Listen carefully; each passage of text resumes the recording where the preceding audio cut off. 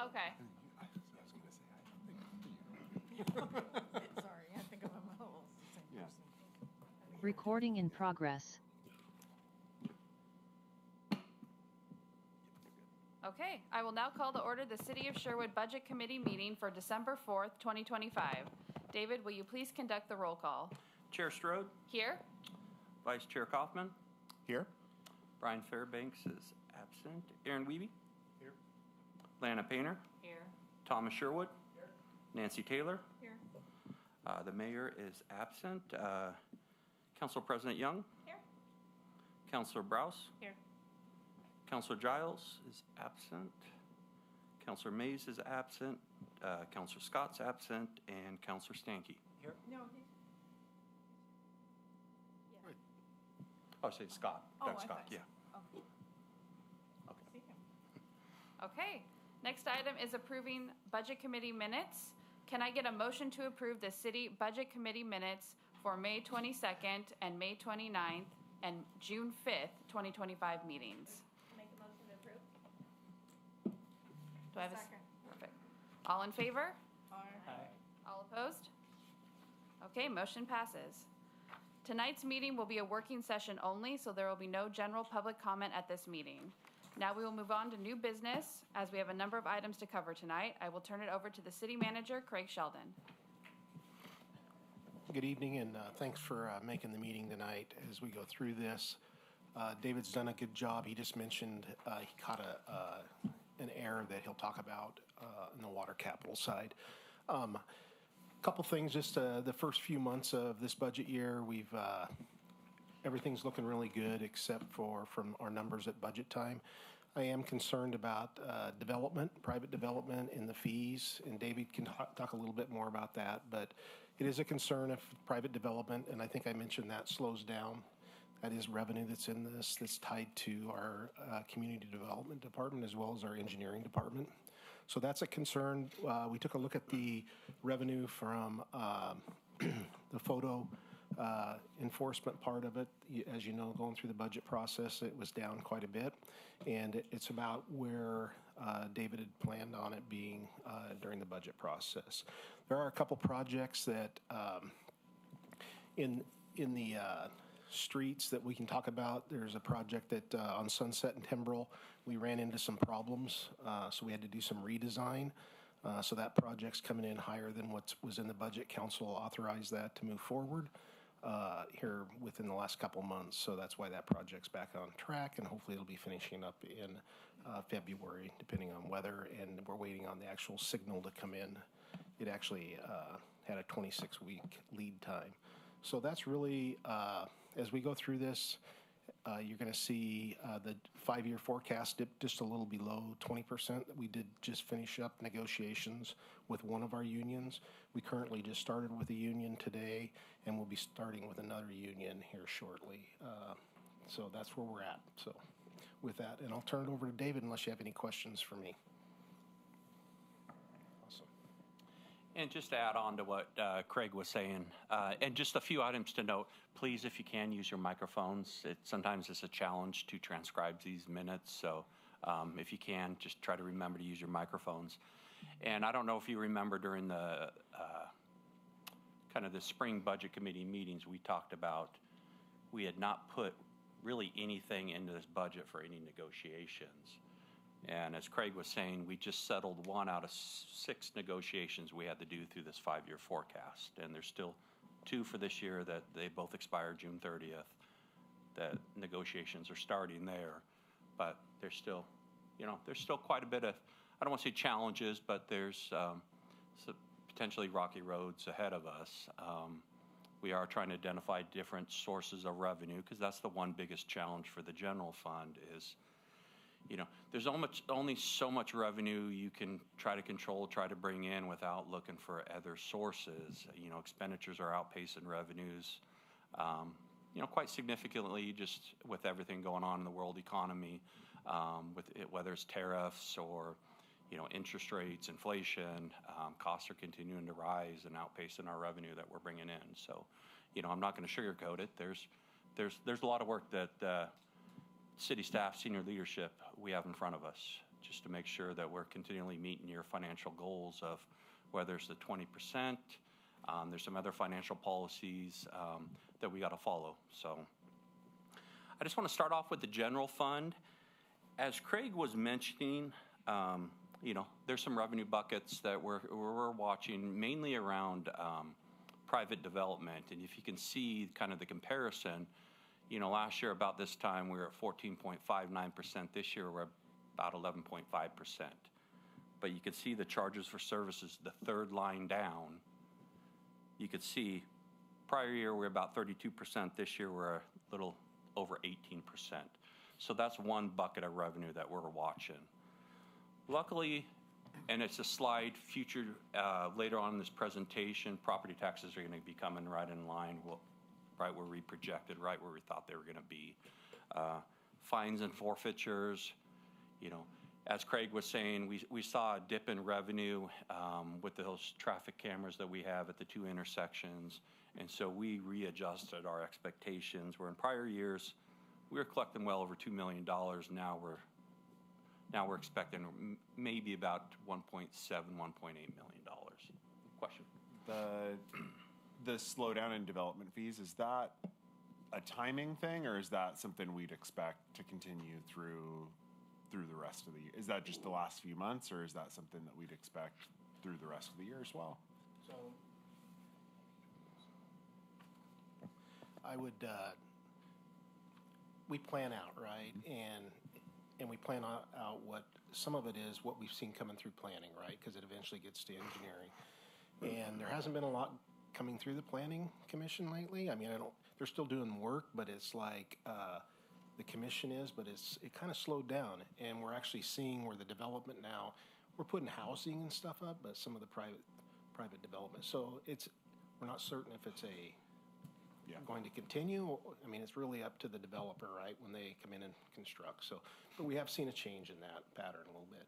And then you add on what we've seen in the first, this year coming through the planning commission. So, but there's still projects that are out there that could come in, but I just think we're finally seeing some of it. Yeah. As far as building, I'm not hearing anything on the building side. It's more of the actual development side. Oh.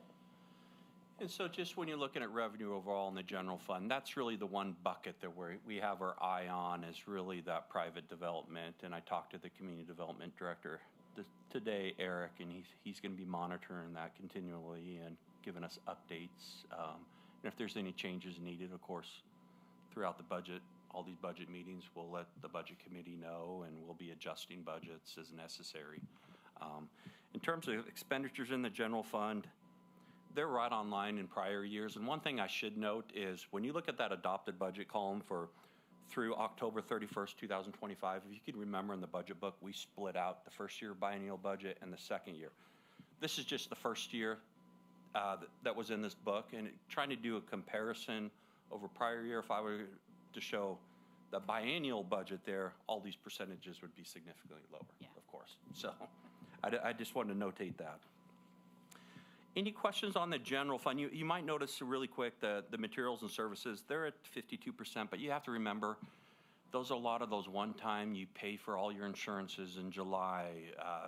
The IT department pays for a lot of their IT contracts all at once for the whole year. So that's why there's a significant amount of money that goes out right in the month of July. And so that's why you see that at 52%.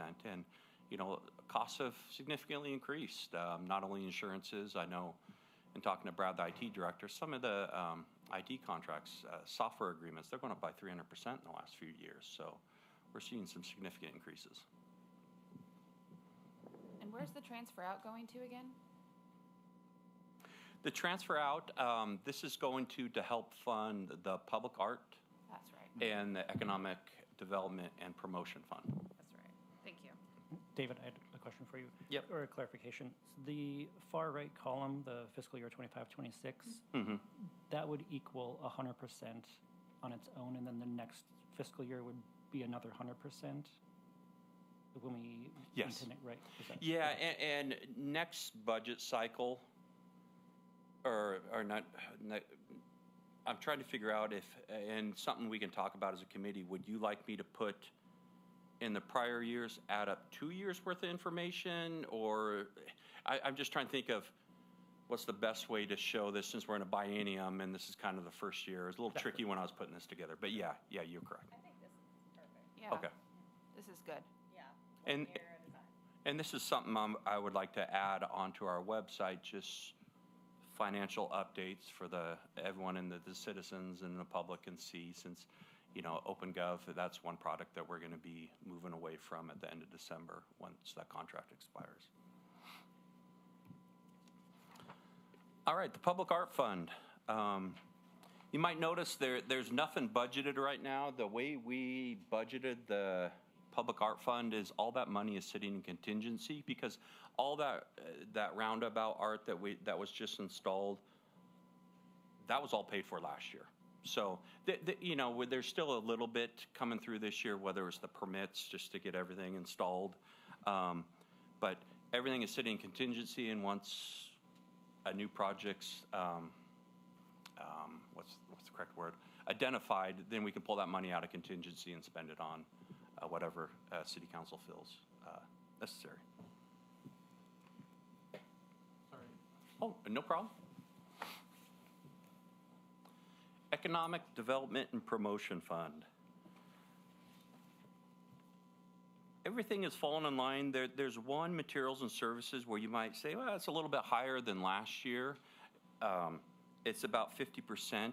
And what happened is that Old Town Strategic Plan, some of those costs carried over. The plan that you're working on with First 40 is the consulting company that we used. We weren't sure whether everything was going to be accomplished and finished last fiscal year, but some of that carried over to this fiscal year. So when I bring that supplemental budget in front of City Council, there's going to be more carryover fund balance, which then we're going to put down that materials and services to cover that contract. And you had that question, Katie, that the transfer in, that's part of that. Yep.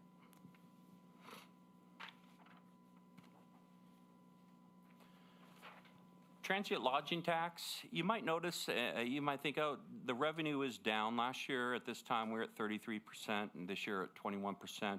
When I was digging into the detail, it's just a delay in some of the payments we're receiving from Washington County. That $33,000 collected through the end of October is only for July and August, so we're still missing September and October. And when I put this information together, it was towards the middle of November. We were still working on closing the books for October, so a lot of these numbers have already changed, whether it's posting interest revenue and so forth. But I did want to notate that. It's not that the hotel reservations are down. It's just that's only 2 months. So it's looking like, compared to prior years, that their business has increased from the prior fiscal year. What percentage is, Oh. what percentage is Airbnb and that type of stuff? Do we still have a significant amount, or is that? No, right now? it's very small. There's a few properties, not many. I don't know if you can remember, prior to the hotel, maybe we're doing about $5,000 or $6,000 a year. Right. It was very small. So mainly this is all the hotel. Okay. And do the Airbnbs self-report to Washington County? Legally, you're supposed to be in compliance, and Washington County has someone that runs the transient lodging tax program. And when I ran it out the county, we were searching classified ads, making sure, and I know they're doing that. And I don't know if you remember, last year there was kind of a change in, I don't know if it was ownership or management at the hotel, and they were behind on some transient lodging tax payments to the county, and they went through the legal process and collected that money. So yeah, they're on top of it. Yeah.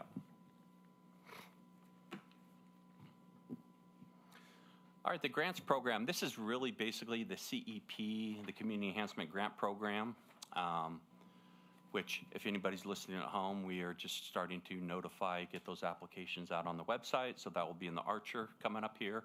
But this is something that we have a committee. They award grants. And it's a little, I don't want to say, we pay it all out up front in July, but if you notice in the intergovernmental revenue, so basically we're fronting the costs and we're waiting on the money to come from Metro. Because Metro collects it from Pride Disposal and then it filters down to us. And it's just a timing. They pay on a quarterly basis, and we just haven't received that first quarter payment yet. But the committee did award just about $90,000 in grants. That was a tough grant process this year. We had so many applications. It was about 350,000 in requests, and we had about 100,000 we could hand out. Yeah. So, yeah, there's quite a bit of requests. That's looking for Yeah. help. Yep. Why not?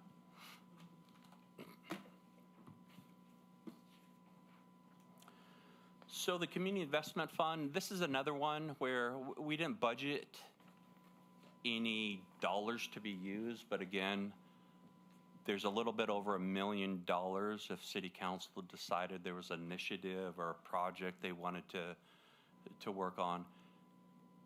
It's built into contingency, and we can access that money if a project's decided on.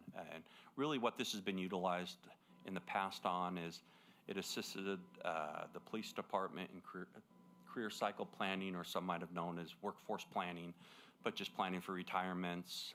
It's loaned out some money to the sewer fund, $600,000 and $2.4 million to Sherwood Broadband, just to help support their operations.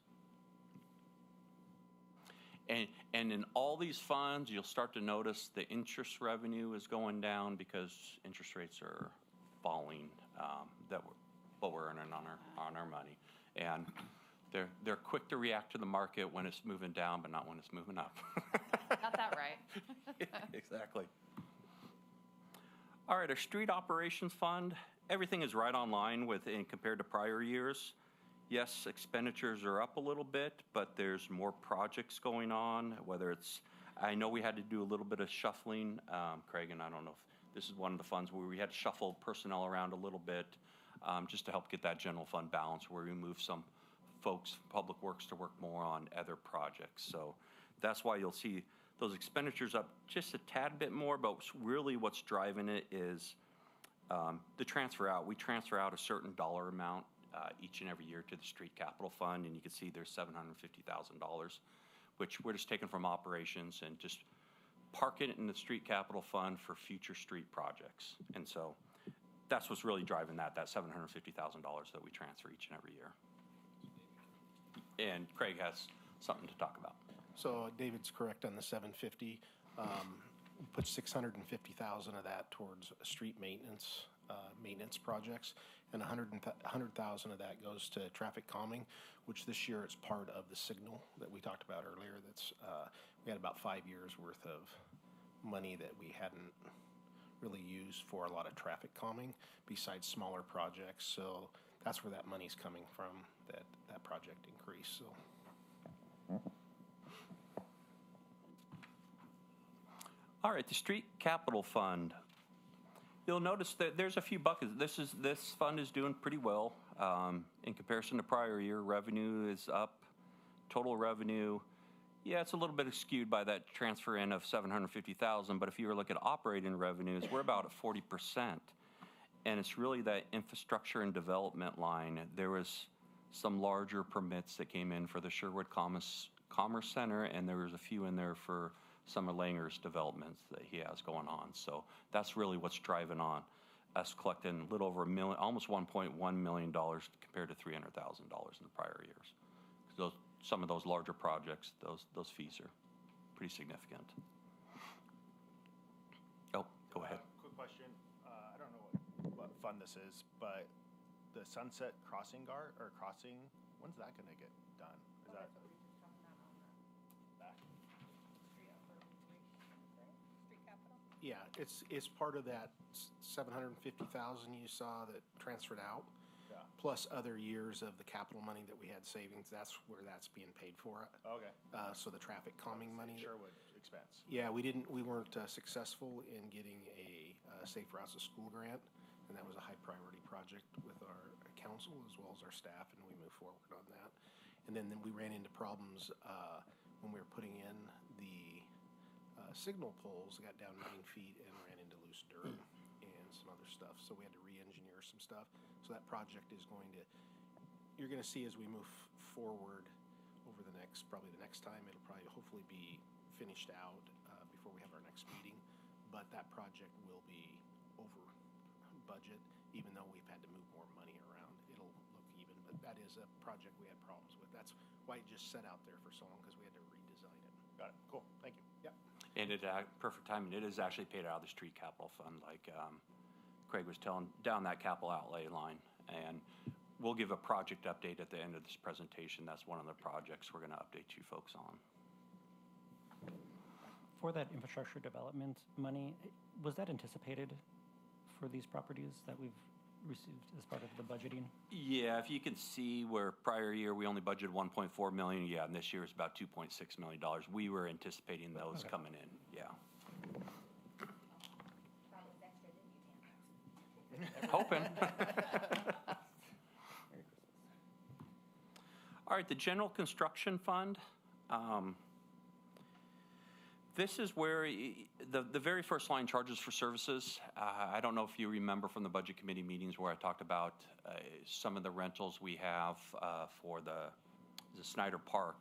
We record the money here because that's going to pay for the future turf replacement project we have coming up in the next few years. I believe it's on in the next few years, and kind of the Public Works' asset replacement plan. And franchise fees, that's really made up of, they're called PEG fees, public educational and governmental fees that we collect from Comcast.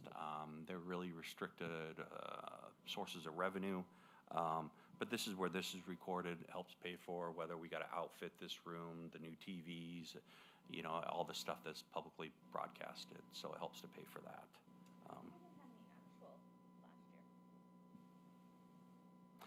At times, yeah. At times we don't. I know this year we've identified some projects. Oh, but no. At this time, it's This time last year. yeah. At this time last year, just a little bit of a timing thing. Yep. And there's usually when it comes to capital outlay in this, you can notice there's been no activity. We budgeted $200,000 in capital projects. Some of it's just getting going. That's why you see salaries and wages significantly down. It's just the timing of when engineering and public works, when they start certain projects. So also, I'll add to that. That's in that capital. You'll have like $75,000 each year for trail improvements for the city. That money we'll actually use to put up money when we ask for federal money, so we can actually show that we have some of the money for our matching part. So sometimes you won't see us spend that money if we don't get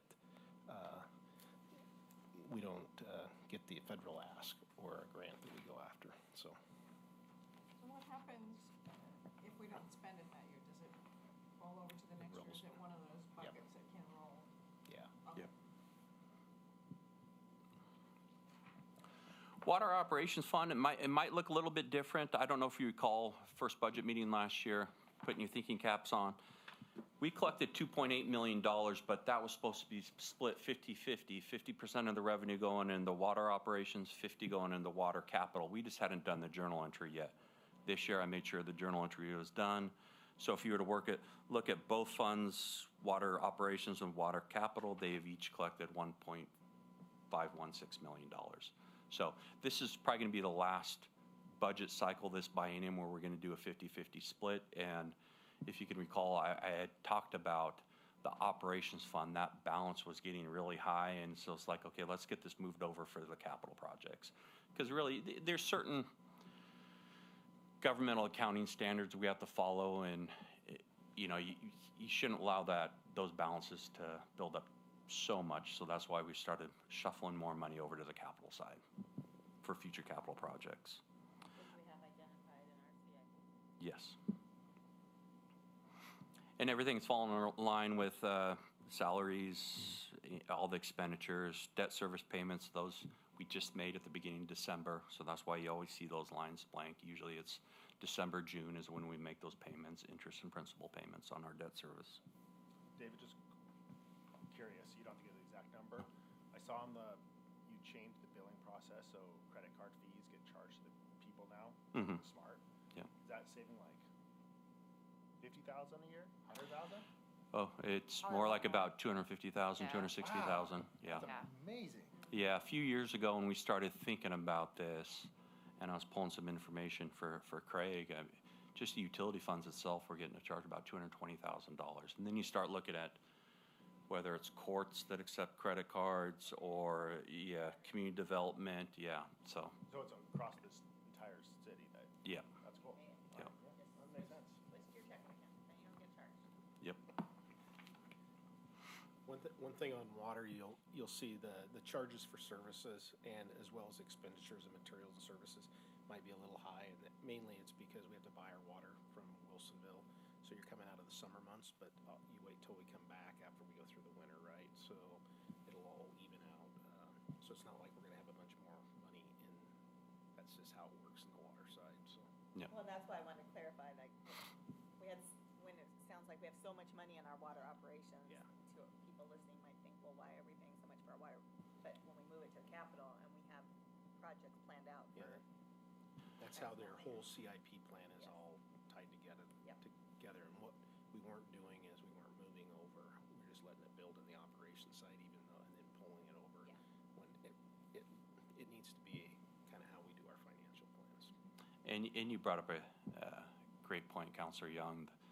I think it's about 2032, 2034, there's another large plant expansion going on down at Wilsonville, which the city is responsible for a large share. And I think the last plant expansion, we paid just shy of around $10 million. 9 million. Yeah, so, we have to make sure that that capital account builds up because we do have a large project coming up on the horizon, so. So, I'm a little confused by a word that you used though, because I thought that because we were kind of part owners in that water treatment plant, but then you said we have to buy our water from them. Why aren't we getting some water as part owners? We have to pay our operation costs for staffing, labor. There's the capital side of, Okay. and then there's the operation side that is mixed in with your materials and services. We probably pay 1.6, 1.8, depending on usage or consumption, I should say, on this. That's kind of, we pay so much a unit of water to cover those costs Okay. for materials and services and labor. The Wilsonville manages it all, Yeah. basically pay our share of it to them. Yep. Yeah. And then the capital side would pay for the improvements that are identified in our master plan. And so reallocating between the two, that's not us changing our mind on anything. It's just we had capital money building up in the operations account, so we're just putting it in the right place. Yep. Which has been Yeah. identified Right. through our financial plans that we Yeah. need for the capital side. Yeah. And because, so I also heard from somebody somewhere that we have more water than we can use. Can we sell that to other cities, or does nobody want to? Is there a source of revenue there, is what I'm asking? Well, there could be, would need partners, and that would be Tigard or Tualatin. Wouldn't be really, we would get depending on how the contract worked, you could end up selling water to somebody if you end up leasing or whatever. And we actually are members of the Willamette River Water Treatment Coalition, or WIF they call it, for the intake. So you got the intake in the river, which is one partners, and then you got the treatment plant, which is different partners. But how that all works, there's lease, there's buybacks, there's all kinds of stuff if you were to, partner up with somebody if they were interested in coming this way. Okay, all right. Both those other agencies, they actually have to go to a vote to be able to use Willamette River water also, so they would have to Okay. do more their Always looking homework for on new that. revenue. Yeah, yeah, that's kind of was the plan. Years ago when we built it, we oversized for future Yeah. partners, so we didn't have to ever take Sherwood out. Why somebody was trying to connect in and stuff. So So this is the one that Craig mentioned that in prior years, you might notice these percentages look really off. And I just completely, during my review, I was putting budget numbers in the actual column in the prior year. So if you could just bear with me, I will get you a new copy of this sent out so you just have it for yourself, and the correct copy will be put out online. But when the actual revenue we collected at this point in time, last fiscal year was at 18%. This year is at 42%. And the reason why there's such a bigger change is we hadn't done that adjusting journal entry yet to move 50% of the water. So everything is right on line. The water, as Craig was mentioning, summer months, it looks like we have more in collections, but things are going to slow down. People aren't watering their lawns anymore. In terms of expenditures too, last year at this point in time, we were at 2.46%. This year we're at 0.23%. And it's really just some of the capital outlay projects have not been started yet. You could see that we had budgeted a little over $1.3 million in capital projects, and we have spent zero to date, while prior year, well, I can't use comparisons. Prior year, we had, actually at this time, we had budgeted $1.2 million, but had spent zero. So it's just the timing of the projects there. And I apologize for this error on my part. When I was going through my presentation today, I was wondering what's going on with these percentages. They look a little off here, so. 15,000%, that looks off? Yeah. All right, sanitary operations. Revenue is down a little bit, but if you noticed in prior year, there was $114,000 in infrastructure development. That's because there was a fee paid in lieu, and this was for the Rock Creek Industrial Project. So that's the only reason why there's such a decrease in the revenue, because at times, folks say, Craig, correct me if I'm wrong, people pay a fee in lieu versus the SDCs. So that's why sometimes there's one-offs there, and it's unpredictable.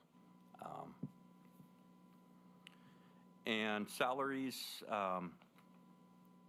they are up a little bit, but we do have some projects going on right now. I don't know if is it the Rock Creek, also the Brookman there's various sanitary projects going online. That's why you see more salaries. Is we expected this, and more folks are working on sanitary projects right now. So some of this was could have been with Roy Rogers, 12th and Sherwood Road finishing up. We had some costs that was more operational driven on that, so that might be why you're seeing that here.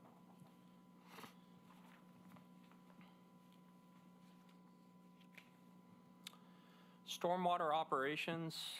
Hey, can you go back to capital? Yeah. So I just want to mention something on the capital. I can't remember when we were going through the budget process if we talked about this or not, but the city last year we put in for worked with the state. We put in for $3.2 million. The Sherwood's has a $5 million bill with Clean Water Services for the Brookman sanitary line, and we were awarded $3.2 million through the Christmas tree bill, but we won't know or won't receive until they go out for lottery bonds this next spring. So what does that mean? That means that's 3.2 out of that 5 that's not going to have to be charged part of the SDC when we recalculate as the master plans for sanitary. So eventually that's going to help. I don't have what that number looks like yet, but because we're just now starting our January, it'll be in front of council, all our master plans to start updating them, so we'll know when we come out of that. But there will be a savings of the $3.2 million on SDCs eventually. That's really good. Yeah. Yeah. We are very happy in all the work Craig and the mayor and all council involved in getting that money, because this is one fund, you've probably heard us mention it in the past, where they have limited funds, and so that was nice to get that $3.2 million. Can I ask you a question, Craig? Did all cities get this, or did Sherwood and just a few others that asked for it and planned out for it get it? There's several cities that put in for different things, so there is other cities. But where I think we nailed it on this project is you have the whole Sherwood West area, and this is going to feed the high school and some of that. It related to housing and some other stuff, I believe. Okay. Sewer projects aren't like real fancy.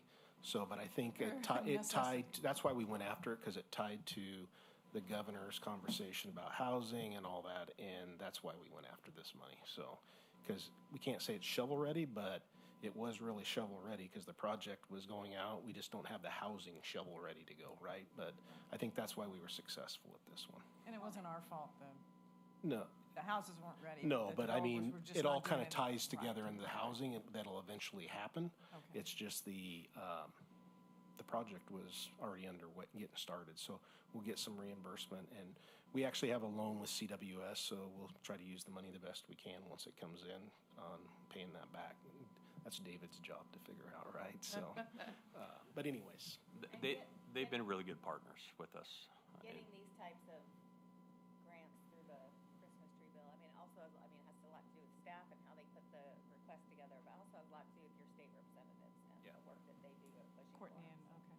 Yeah. Yeah, that is who we start with, right? We Right. met with her, and she goes to work too for us. So But she has many cities that she's, she's also Wilsonville and Tiger, yeah, and I think she's been very successful. very well. And Tiger, I believe, got some money that relates to their public works facility. It's public works / police facility they're doing. So yeah, I think she did very well for all our represented cities. So Very good, thank you. Yep.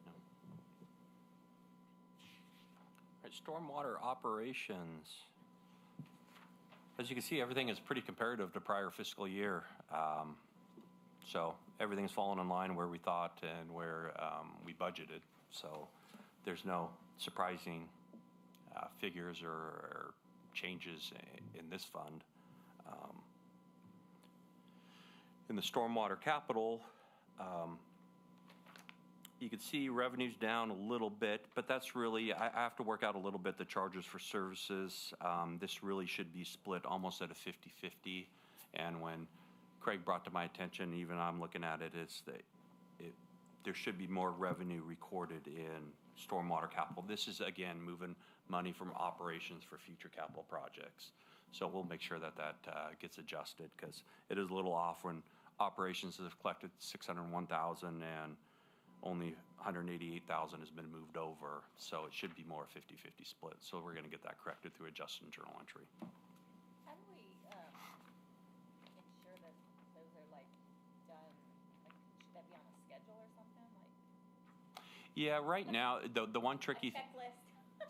well, the one tricky thing right now is in finance, usually the first 5 to 6 months of the year, we're looking backwards trying to get an audit done and looking forward. So we're in 2 different fiscal years right now, and we had some challenges a little bit with audit this year because we don't even have all the information to complete our financials yet because we're waiting for outside agencies. We just got the second piece, but we're still waiting on a third piece for us to finish our numbers. And so we're kind of bouncing back and forth, but that's something where we moved other funds, but yeah, this is something that, developing a schedule just on even a quarterly basis if we just move 50% or whatever percentage we allocated in the budget process. So.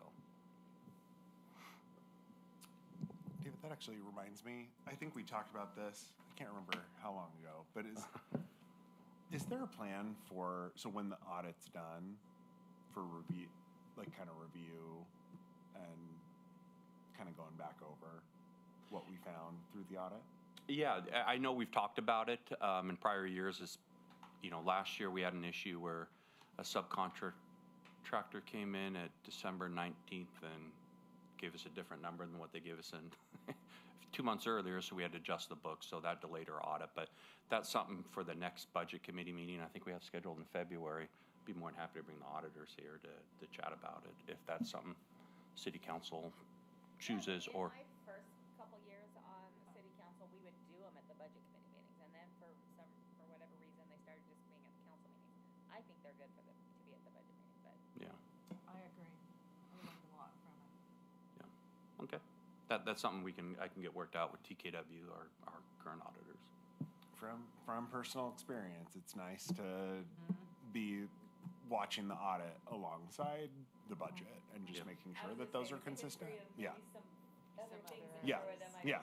No, and that was kind of the origin of the conversation initially. So, and if I could give any advice, our audit is pretty encumbersome. If there's any pages you ever want to pay attention to the most, pay attention to the back of the report, the statistical section. We give 10 years worth of data back there, and it gives you a whole lot of information on trends, and you can see where balances are going, and you can see where fund balances are going. You know, if I can point anybody to some of the most important pages, it's in the back of the audit report. Interesting during audit time, if you come to City Hall and you go upstairs, that they have a team sitting around a table upstairs with multiple computers. Yep. Meeting with city councilors, meeting with staff, meeting with. Yep. Yeah. And finance pulling a lot of information. Well, and that's so much work that everybody. I mean, Yeah. it's worth sitting down and going through it and Yep. talking through it just to get some value out of all that effort that everybody puts in. Yeah. It won't cost anymore, will it? No, it won't. They're happy to do it. It's just really been a timing thing the last few years, because this year I'm excited not having to go into a budget season here after Right. after the audit's done. So yeah, there'll be a lot more free time. So and the stormwater capital, that fund, you know, as I was saying, there's some pots of revenue that are down, and really it's that infrastructure development line. And really, that's, as Craig was mentioning, there's a lot of development that, you know, pots of money that we're watching. Development's down a little bit. Of course, as I explained, interest revenue is down. We were earning about 5.25% on our money, and now it's dropping. I think it's now below 4.5%. So it's slowly ratcheting down, which we expected it to, and we budgeted for that to happen. But I just want to kind of explain for folks at home too why you see us going from 46% down to 20%. In terms of expenditures, they are up compared to prior year, 25% compared to about 2%, but you notice capital outlay, there's some projects that have started here. There's been $328,000 in expenditures here in projects, which then also increases our salaries because we have more staff time, you know, working on those projects. That's why you'll see salaries increase the way they did. The final fund, before we get into the 5-year forecast, is Sherwood Broadband. You know, charges for services, you know, Brad's right on top of this. It's about falling in line. They're having a really great success rate. You know, we just went in front of City Council on Tuesday night to move forward with, and this was in the budget book, the $15.5 million loan. We want to get this project finished up here in the next, I think it's about 2 to 3 year time frame. Just move forward, get this project done. And salaries, you know, there have been some staff openings. You know, remaining fully staffed has been a challenge of this one program. Just people shuffling around, moving around to different agencies. That's why salaries are down a little bit. Capital outlay, we did receive a federal grant. That's why all of a sudden you see that $5.8 million there. That's all tied to a federal grant that's listed above in the intergovernmental revenue of $5.8 million. So with things like that where we get a grant, but we have to deliver some services of some sort to rural or whatever it is, why does it show up I mean, isn't there's got to be something else to balance this on the book, right? That we've now acquired some sort of a liability that we now need to deliver to those places, right? So that we don't have to give it back.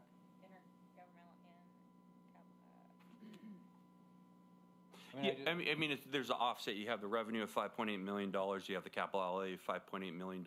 But yeah, if for some reason, if you were to do something wrong with a federal grant and owed it back, yeah, then there would be a mechanism where we'd have to record a liability. But right now, there's no liability to record. Okay. Yeah. So the services that we have committed to, there's not a dollar amount on that to balance out the. Yeah, right here, 5.8 million. It's Okay. in and out. It's an in and out, so it's a wash in revenue versus expenses. Or are you asking? Okay. Well, I would assume that it shouldn't be a exact break even, right? I mean, we're not doing this for charity, right? Well, this is only for the money we're getting for the federal grant. We've contracted out with North Sky to build it, so it's not really being built. We're not using our internal staff time because we wanted our current staff to focus on fiber to the home for the Sherwood residents. But this is a grant that I think it's about a $9 million grant that Brad applied for, we received, but you can tell we need to focus on fiber to the home, so Okay. that's why we contracted out the work. So we're gonna contract it out, we'll spend that money to get it, but then the monthly payments will be coming into Sherwood Broadband that theoretically we'd be able to make back Yep. or make profit on. For your charges of service. Yeah. Okay, Yep. yeah, I was missing that piece, I think. What was your other question based on how do we confirm the POP's covered, basically? 'Cause that was- Yeah, but I also, I was just concerned that we were counting the money coming in without the asset that, okay, well, we've got to provide this now or else we owe it. And so, but the fact that we're paying it off to a contractor, that fills in that missing gap for me. I guess that is a question then. Is there a time where there's a penalty incurred if we don't deliver? There's a time frame for this build. I think some of this money is I don't know if you remember the Biden COVID money, the American Rescue Plan Act. That's why we had to contract this out, because it has to be done by, I think it's December 31st, 2026. One of our grants, I think it is, Oh, right yeah. around that time. Yeah. This is ARPA money from somebody else. Yeah. Got it. So we have a couple different grants in the broadband. We had one through Salinas for $1 million and this 9.2. They are outside the city, like David mentioned. Our goal is to keep our staff inside the city working, but with timelines tight on some of these, you have to use outside services to get it done in time. The more customers you get, the better revenue. Yes. in the future. Well, and is there, I can't remember the map. We can talk about this another time. We'll talk about it another time because I would love to lay some fiber down Sherwood West.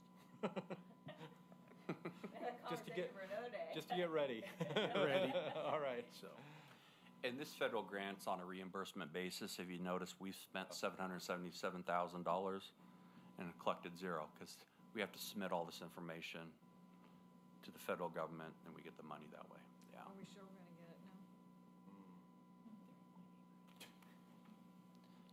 now? Yeah, we have not heard, we have not heard different, we have not heard differently that we're not getting the money. Our, the grant we have for the tannery cleanup, that money's still coming in, so, but, you know, there's things evolving daily back east. We're a blue state. Yeah. But right now, we have no indications that this money's not gonna come in, so. All right, the updated 5-year forecast, and as Craig mentioned kind of during the opening, you'll see this dipped a little bit below the 20%, and that's all due to the recently agreed upon SPOA contract that went in front of council on Tuesday night. That was adding about a little, at a minimum, $307,000 to the 5-year forecast. That does include this. Yes. Okay, great. Yeah. That was my question. Yep. So that this is adding about $307,000, and the reason why I say it's minimum, that's based on the current makeup of the current workforce over in the PD, because there's so many complexities to that contract to where, you know, someone could get another incentive that could make this more expensive, but that's the minimum. And really, when you say 19%, it's 19.17% if you want to get very technical on the percentage. But still, in year 4, we're at 20%. But year 5, we dipped a little bit below. So we're trying to identify internally how we can rectify the situation to keep us at that 20%. And this is just one of the 2 you have to bargain. 3. 3. I missed the 3rd one. So then there probably will still be more of an impact once we finish that. One of 3, yes. So we have 2 more this spring, and then 2 years after that, we have all 3 at once. Yeah. Whose idea was that? We keep trying. Yeah. We keep trying to have them different, but. I don't know. And then, Could be something we said about just getting them all done at once. Yeah. and then just so that I'm not forgetting or misremembering. So the reason we're at 20% is because the timing of revenue and expense during the year, we need that 20% cushion to be able to ride out. Yeah. Isn't that right? Yeah, because one of the biggest sources of revenue for the general fund is property taxes. Those don't come in until second, third week in November is when you start seeing large pots of money coming in from the county. So if you were to compare us to 24, 25, for this from July to the beginning of November, we deficit spent by $3.2 million. So that allows us to deficit spend, but then also we have this whole asset plan, whether it's vehicle replacement, you know, like equipment for parks, park structures. Yeah, there's about 1.6 to 1.8 million identified in this 5 years of asset replacement that we have to do too. So a lot of this money is committed for certain, that 20% is committed for deficit spending and asset replacement. So We need a new term for contingency. We're gonna be taking suggestions, so get your thinking. Yeah. Yeah, because it's like dry season operational money or something like it's. People hear contingency Yeah. and they think it's like a saving extra. Yeah, it's Yeah. The only reason I wanted to make sure I was remembering that right, but then I could also imagine somebody's like, oh, why do we have 20%? Yeah. 20% of our budget just sitting around, and it's because we actually need Well, to. look around yeah. at cities around Yeah. us who are struggling and having to make massive budget cuts because they don't. Right. Well, our alternative would be we would take a loan out And borrow, yeah. for that Cost more money. for Yeah. those few months, and then of course we pay on that. Yeah. But then we still have to make it up. Right. Yeah. Yeah, and so that's We're not in that that's why we need a better name for. It's not contingency. It's Dry spell. needed dry spell until the check clears from the county. Yeah, and there's various terminologies we can use under GASB standards where committed is in the back of my mind, but it's not my decision. Committed is one word I like to think about. This is committed to deficit spending. This is committed to asset replacement. But Might be a good one. yeah, Especially when you call it out, those two different buckets. yeah. And everyone So has we can call it something else than committed to deficit spending. I just will say, when we get out to 29, 30, I want to say right just past that, we do have some pretty large Yeah. maintenance projects. So. yeah, and that's a concern, and that's one thing that And that will be general Yeah. fund? Yeah. yeah, there's some roof replacements, there's some park structure replacement, and there's when you look at we identified and committed about 1.6 to 1.7 million dollars for asset replacement in this 5-year forecast. The next year after this, for a couple projects, we're already looking at a little over $1 million just for 2 projects, and we still have vehicles we got to replace, other assets we got to replace. So there's going to be some work in front of us when we start looking at the asset plan right outside this 5-year forecast. And everyone has to remember, and this folks for home, folks on this committee, this is 20%. You know, we look at, okay, we're ending at 20%. Well, that's to say all the assumptions we use in the forecast pan out. And when you start getting to years 3 and 4, anything can happen. Even years, 3, 4, and 5, so much can change. And we've seen that, whether it's globally or locally, economies can change on a dime on us. And things could get more expensive. Revenue buckets, which we experience, could start drying up a little bit. So that 20%, it's important to have, but it's almost like a fictional number because that's based on all the assumptions built into this forecast. So, Well, and I do like the idea of having kind of a table of like here's what that represents. Yeah. You know, it's kind of the working capital, the write out yeah, the tax fluctuation. There's The dry these months. investments. Yeah. The budget process, it was broke out, yeah. it was broke out. It was broke out by deficit spending and even deficit spending and what's been committed to the asset replacement. We're still in the negative by, I think it was about $78,000. It's like we didn't have enough to cover that, but we were right around 20%. So, Because I do think that's important context because sometimes we have to talk about things in a pretty dire way and people see the 20% and that might not add up, but yeah. and the one thing I can't stress enough is when we commit money to asset replacement, is when you start deferring that maintenance, deferring that those replacements, they can add up, and then in 5-10 years you can get into serious trouble to where you're trying to figure out how are you going to fix this, or how are you going to replace this? So I think it's very important to have that 20% balance, personally. I think another thing, if people go back and they listen to previous years when the 20% was actually the standard we agreed on, they will realize that the reason we did that is we were looking to the future saying, if we don't do that, we will be in the same kind of trouble that other cities are in. And today we're not in that situation because we made that conscious decision years ago that we would do that 20%. And you and I were probably the two people sitting here today that were part of that group. And it was a very hard decision. Well, I mean, the city's kept that 20% for a long time. It was just in the financial policies. I think it didn't say 10, but strive for 20. Strive. Yeah. And then we solidified it as being 20% maybe 5 or 6 years ago, where it now says it has to be. Like, Yeah. we're not striving, it has to be. No. Yeah. But it was a hard decision to make, and I think people at home need to know it was a very hard decision. We're human.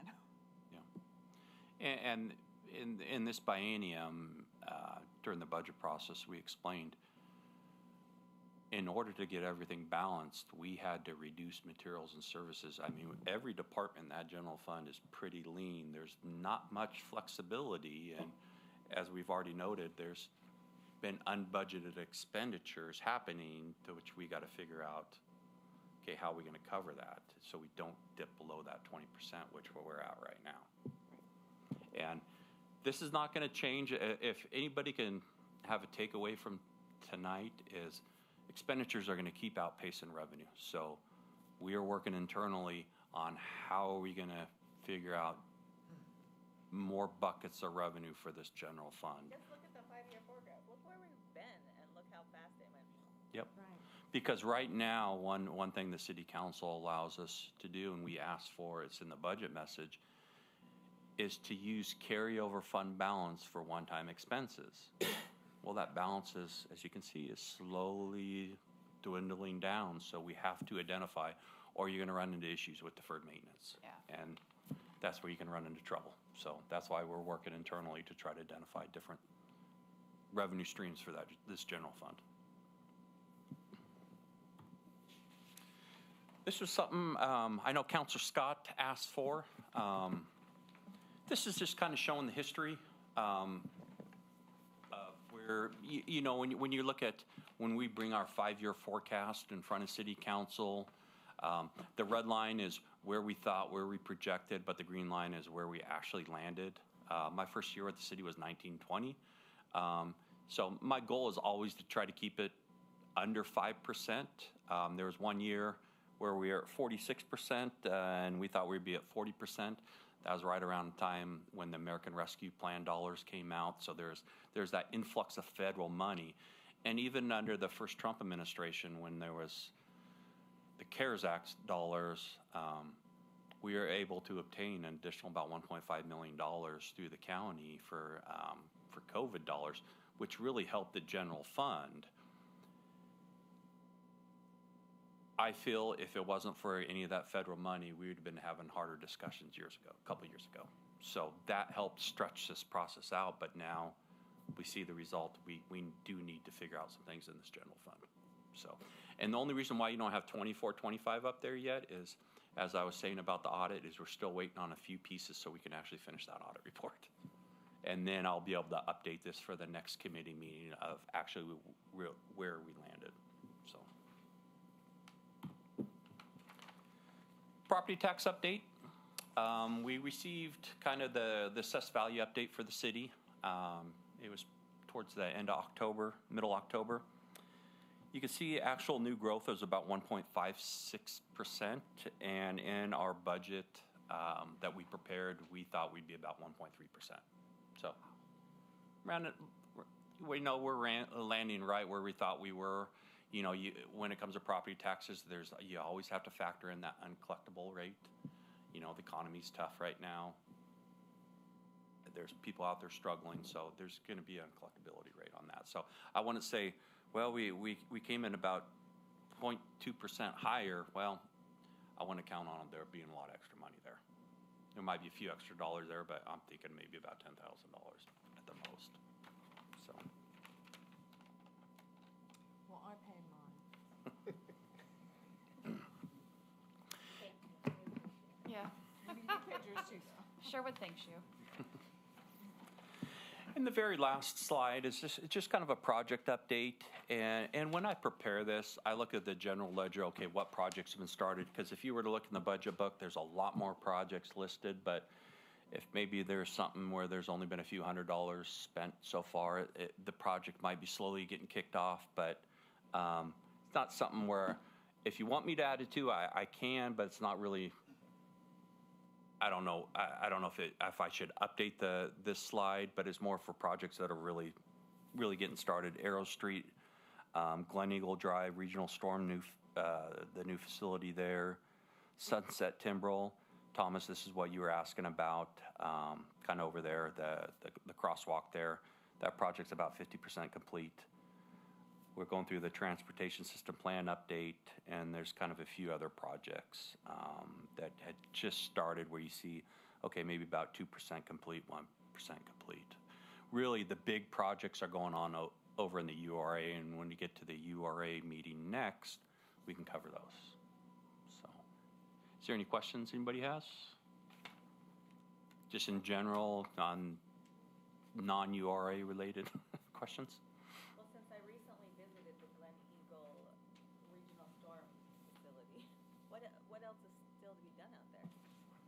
They paved it, they put up the gates, So,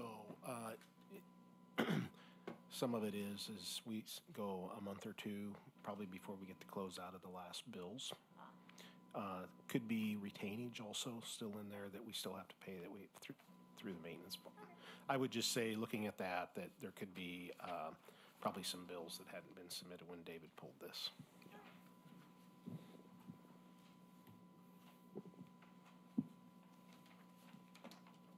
Awesome, nice work. And you get to officially end the meeting, and then we'll start the URA next. Okay, this budget meeting is now adjourned. Can I roll right into the next one? We can just, if no one needs a break, we can roll over right to the next one. All right, I will now call to order the City of Sherwood Urban Renewal Agency Budget Committee meeting for December 4th, 2025. David, will you please conduct roll call? Chair Strode, Here? Vice Chair Kaufman, Here. Brian Fairbanks is absent, Aaron Wiebe, here. Lana Painter, Here. Thomas Sherwood, Here. Nancy Taylor, Here. Mayor Rosner is out, Council President Young, here. Council Browse, Here. Councilor Giles, Here. Council Mays is out, Councilor Scott is out, and Councilor Stankey. Here. And I just realized too, I'm going to get the next presentation. Craig's kind of going to do his opening, but kind of more of a welcome. Anything he needs to talk about while I get this up and running. Hope you Can I can do finish it my quick, spiel Dave. first? I'm sorry. You we got to approve minutes. I I'm have sorry. a whole. Sorry. Next item is approving Budget Committee minutes. Can I get a motion to approve the URA Budget Committee meeting minutes for June 5th, 2025? So moved. Second. All in favor? All opposed? Motion passes. Tonight's meeting will be a working session only, so there will be no general public comments at this meeting. Now we'll move on to new business. I will turn it over to URA Manager Craig Sheldon. I'll turn it over to David real quick. I just, a couple things on this. I'll talk a little bit as we get into the projects where we're at, issues we've had, or not. And then URA, the revenue portion, as you'll see as we go in this, is doing really good. So, and I'll just turn it over to David unless you have any questions for me.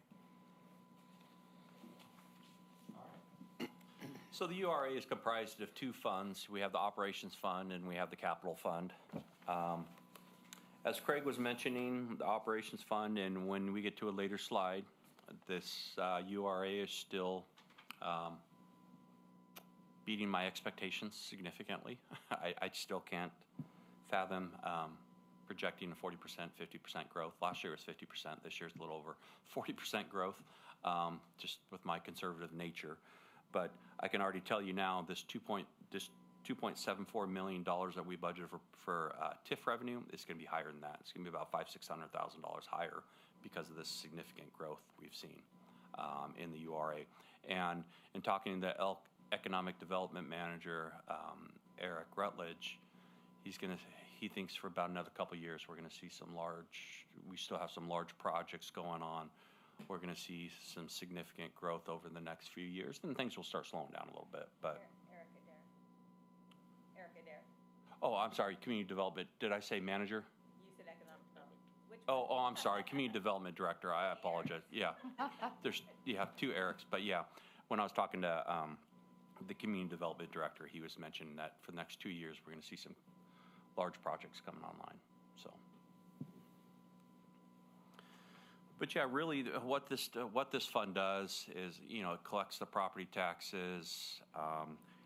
There are salaries associated with that, whether it's Eric Adair, the economic development manager. We got some of Craig's time, some of my time spent in there, whether it's, helping to perform the audit, the budget, but it's just staff time allocated there. But really, the main thing is it's just paying the debt service payments, and anything extra we move over to the capital. We transfer out over to the capital, which we're going to have extra TIF revenue just so we can use for other projects. The capital fund, we've had a lot of projects, a few big projects going on. Everyone probably see that big, beautiful bridge down there at Sherwood South. That's one of the big projects. We have the tannery cleanup going on for the future public works facility, and one that just recently got underway, probably over the summer, was Ice Age Drive, which is very important to all the future development over there in the Tonquin employment area. So that's been nice when I've driven up Oregon Street to kind of look down to see that road, being built and graded. So really, that's really the makeup of the capital fund is those projects. You might see where there's the loan proceeds. We did obtain a few loans, one through the OTIB, Oregon Transportation Infrastructure Bank, for $5 million, and a $12 million loan through Business Oregon to build Ice Age Drive, but happily to report, those bids came in significantly less than what we thought. So we're not even going to have to utilize that full $17 million, which is nice. And that $173,000 is the first bill we received from ODOT, and that I received that back in September. So there's been more expenses. It's just we just wait for them to tell us how much money they gonna draw down on that loan we have with them. So.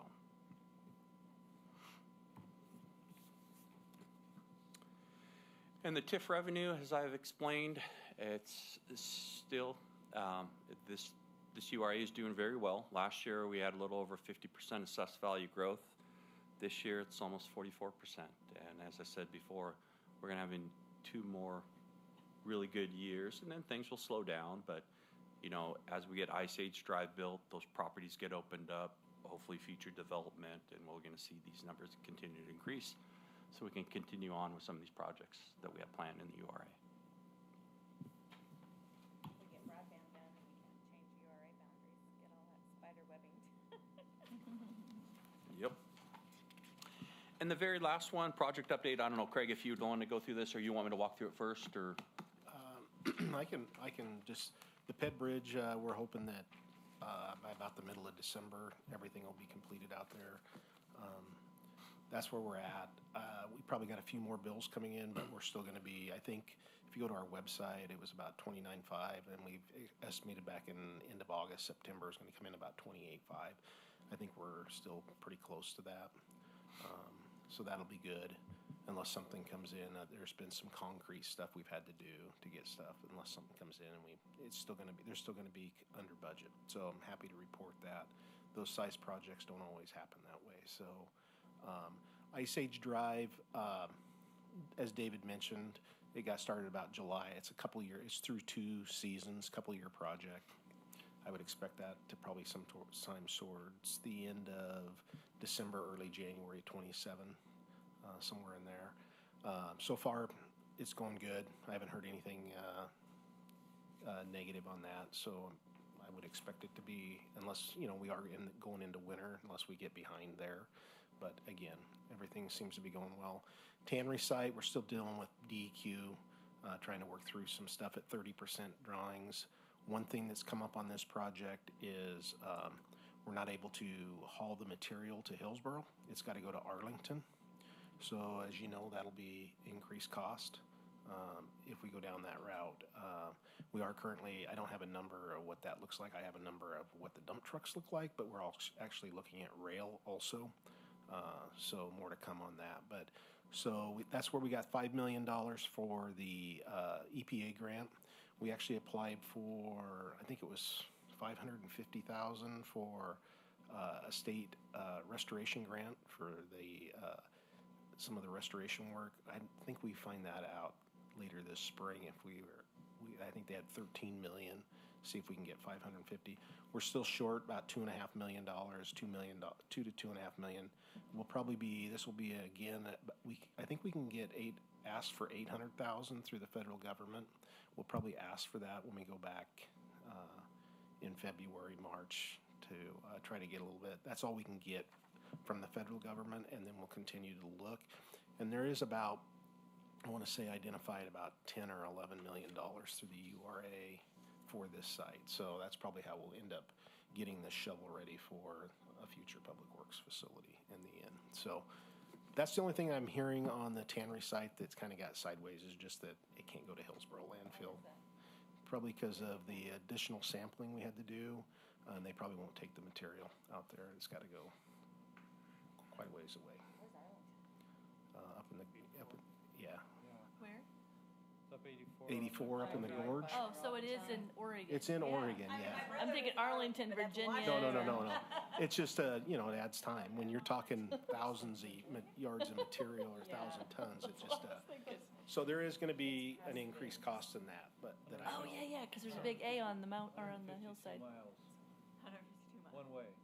So I drive it all the time. It's a little bit farther than Hillsborough. a little bit farther than Hillsborough. So I would hope this spring we'll have a better idea getting it through DEQ, and we'll be moving farther along with the project. But it has been a back and forth with DEQ just to get to the 30%. So, which we were told that before we started the project, that it could be 6 months to a year just dealing with that part of it. So anyways, that's what I have to report on the 3 projects.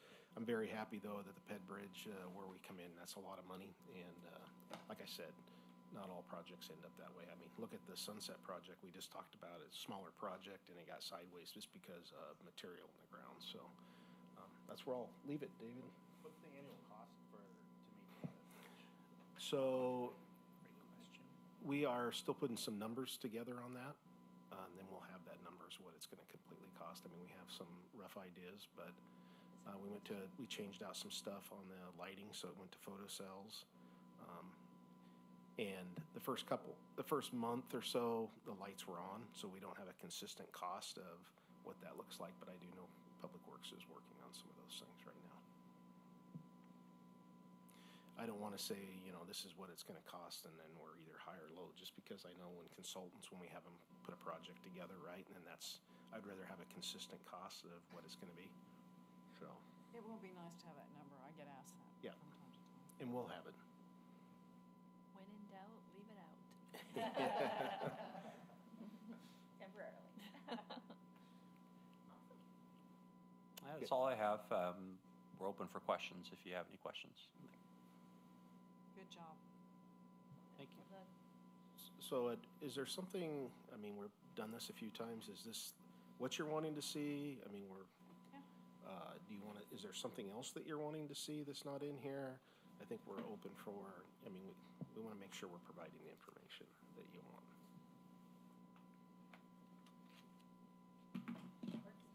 And if you're too nervous to say anything, you could always email me. Yeah. Well, there's so much we don't know right now because these other negotiations haven't taken place, and until we have all of that. Yeah, and there's certain pots of money that only come in once a year, January, February. So at times, we want to provide updates because this is what you've asked, and we want the citizens, residents to see this too. But yeah, we're going to know more here in the next 3 to 4 months. We're where things are landing, we'll have a better idea. But, you know, this is what we know now, and so. And this may be a very naive question, so forgive me. With the way that the TIF structure works, we cap the property tax everywhere, and the difference in what is raised is now no longer going to the general fund, it's going to this URA. Correct. With the URA overperforming and our general fund struggling, is there a way to rebalance that after the fact? All right. Yeah. And the way it works is not only the city as a taxing agency, it's all the taxing agencies. So it affects school district, TVFNR, and anyone else that's in the city of Sherwood, the taxing districts. The mechanism to change that would be to redo the boundaries for the Yep. URA, and then that would bring it back in. And so potentially that would be an option. Okay. Yep. All right. Thank you for that, Dan. But yeah, that's the only mechanism really available. Okay, if there's no other questions, the Budget Committee meeting is now adjourned. Thank you. Good.